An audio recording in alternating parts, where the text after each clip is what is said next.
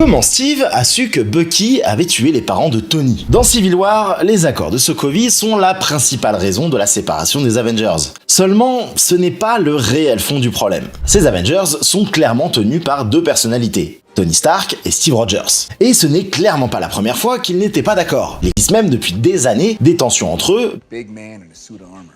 Take that off. What are you? Genius, billionaire, playboy, philanthropist. You're a laboratory experiment, Rogers. Everything special about you came out of a bottle.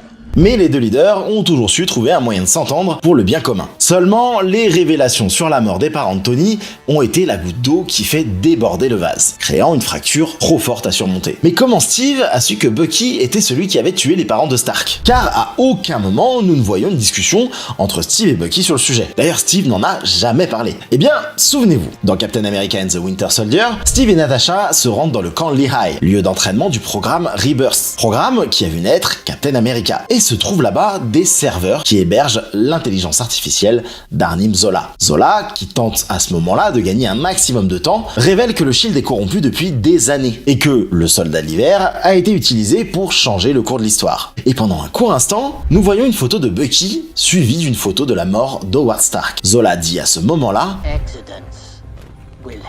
confirmant que c'est bien le Winter Soldier qui a tué Howard Stark, et ce, des années avant le film Civil War. Seulement, Steve n'en parlera jamais, jusqu'à être confronté par Zemo face à Stark. Et à ce moment-là, Steve ment délibérément en disant qu'il ne savait pas que c'était lui, avant d'avouer cette information qu'il n'a jamais voulu s'avouer à lui-même.